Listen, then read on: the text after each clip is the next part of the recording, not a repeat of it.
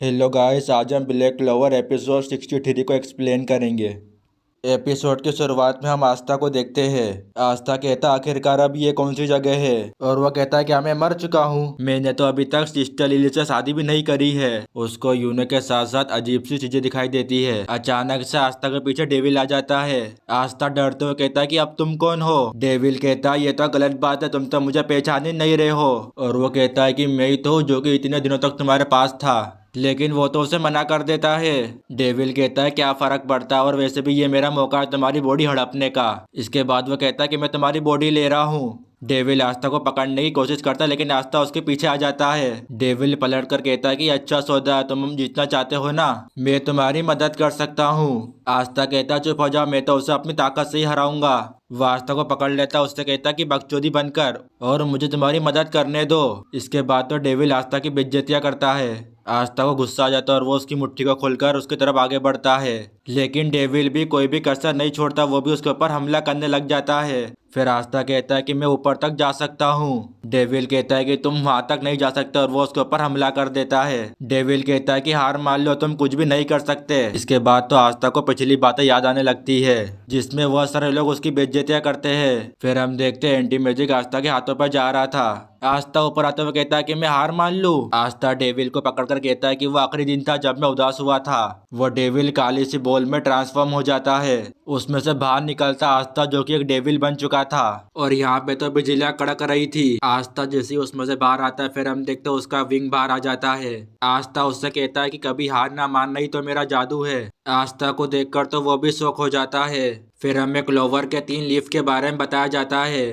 4th leaf में good luck रहता है और 5th लीफ में डेविल रहता है। नोएल कहती है ये तो मैजिक की तरह बिल्कुल भी नहीं लग रहा है, और वो कहती है आखिरकार तुम करना क्या चाहते हो। लेड्रोस कहता है इसका मतलब तुम ट्रांसफॉर्म हो गए, और वो कहता है तुम इससे मेरा क्या बिगाड़ लोगे। लेड्रोस जोश में आकर आस्था के ऊपर हमला कर देता है, लेकिन आस्था अपने एंटी मैजिक से उसे काट देता है। लेड्रोस आस्था के ऊपर लगातार हमले करता है, और आस्था भी उसके अटैक से बच रहा होता है। फिर हम देखते हैं आस्था लेडोस को एक कट मार देता है। लेडोस कहता है तुम पहले से काफी ज्यादा फास्ट हो गए हो, चलो फिर देखते हैं तुम कब तक मेरे सामने टिक पाते हो। लेडोस आस्था का इस तरह पीछा करता है जैसे कि एक पुलिस वाला चोर का पीछा करता है। फिर हम देखते हैं आस्था लेडोस को पकड़कर फेंक देता है।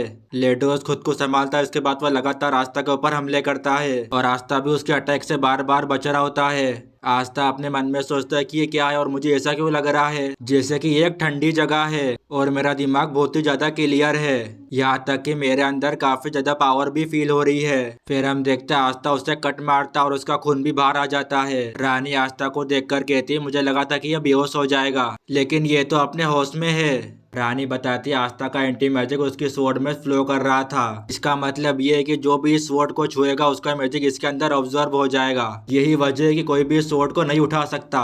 तुम्हें अगर मैं आसान भाषा में समझाऊं तो इसका मतलब ये है कि आस्था के अंदर कोई भी मैजिक नहीं है, इसीलिए आस्था उस स्वॉर्ड को उठा सकता है और साथ ही में उसके मैजिक को कंट्रोल भी कर सकता है। आस्था की बॉडी के अंदर भी एंटी मैजिक है। रानी कहती है तुम उस पावर को बिना सोचे समझे बंद और चालू कर रहे थे, और वह कहती है मैंने अपने मैजिक से तुम्हारे मैजिक की पावर को बढ़ा दिया है, और मैंने तुम्हारे ऊपर के सारी लिमिट को भी हटा दिया है, जिससे कि एंटी मैजिक पावर और भी ज्यादा बढ़ जाएगी और तुम उसके लिए एक वेसल बन जाओगे। फिर हम देखते हैं आस्था और लेडोस को, जो कि पागलों की तरह फाइट कर रहे थे। लेडोस आस्था को पकड़कर फेंक देता है, लेकिन आस्था को कुछ भी नहीं होता और वो उसकी तरफ आगे बढ़ता है। रानी आस्था को देखकर कहती है किसी वजह से तुम्हारे अंदर मैजिक डेवलप नहीं हो पाया, और उसी की वजह से तुम इस स्वॉर्ड को चला पाते हो, इसका मतलब तुम बिल्कुल भी स्पेशल नहीं हो, लेकिन तुम्हारा डिफेक्टिव बस ने तुम्हें स्पेशल बना दिया है। इसके बाद तो लेडोस आस्था के ऊपर अपनी पूरी ताकत से हमला कर देता है। आस्था उसके ड्रैगन को काटते हुए उसकी तरफ आगे बढ़ता है। आस्था उसके ऊपर हमला करता है और वो नीचे गिर जाता है। फिर हम देखते हैं लेडोस को उसकी बहुत ही ज्यादा बुरी हालत हो चुकी थी। नोएल सोचती आस्था जिस तरह से फाइट कर रहा था कि लग ही नहीं रहा था कि वो आस्था है, और इस टाइम पर तो आस्था बहुत ही ज्यादा पावरफुल लग रहा है। इसके बाद लेडोस आस्था से कहता है कि तुम मुझे मार दो। आस्था कहता है कि मैं तुम्हें बिल्कुल भी नहीं मारूंगा, इस टाइम पे मैं उन सभी लोगों को बचाने के लिए जा रहा हूँ। और वह कहता है जल्दी से तुम खुद को ठीक करो और आके मेरी मदद भी करो, फिर तुम्हें उन सबसे माफी भी मांगना है। आस्था की बात सुनकर तो लेडोस भी हंसने लग जाता है। आस्था कहता है तुम ठीक तो हो ना। फिर हम देखते हैं लेडोस आस्था की तरफ अपनी दोनों उंगली करके कहता है, वो कहता है अब मुझे काफी ज्यादा अच्छा लग रहा है। आस्था कहता है कहीं तुम बदल तो नहीं गए। लेडोस बताता है कि उसका स्टोन टूट चुका है तो इसीलिए मेरा सिर हल्का लग रहा है। आस्था कहता है कहीं तुम्हारे सिर में दर्द तो नहीं हो रहा और तुम ठीक तो हो ना। लेडोस कहता है तुम जैसे लोगों को तो टॉप पर होना चाहिए। आस्था कहता है कहीं तुम पागल तो नहीं हो गए। आस्था की हरकतों को देखकर नोएल कहती है मैं तो इसकी बेवजह फिक्र कर रही थी, ये तो पहला जैसा ही है। फिर हम देखते हैं आस्था का एंटी मैजिक गायब हो जाता है। आस्था कहता है लगता है कि अब मैं पहले जैसा हो गया।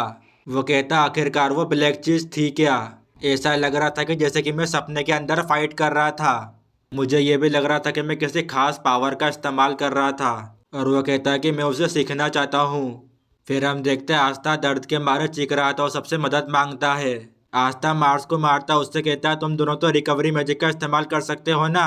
अरे कुछ तो करो तुम दोनों, क्या तुम दोनों जिंदा भी हो। फना का थोड़ा सा हाथ हिलता, आस्था कहता अच्छा कि तुम दोनों जिंदा हो। फिर हम देखते हैं वहाँ पर रानी भी आ जाती है। आस्था रानी से कहता है कि हमने उन दोनों को हरा दिया है, इसका मतलब मेरा हाथ ठीक करने का कर्जा तुमसे उतर चुका है। रानी कहती है मुझे तो फाइट में आने की जरूरत ही नहीं पड़ी। इसके बाद वो आस्था की तारीफें करती है। फिर आस्था उन सभी को हील करने के लिए कहता है। रानी कहते अब उसकी कोई भी ज़रूरत नहीं है।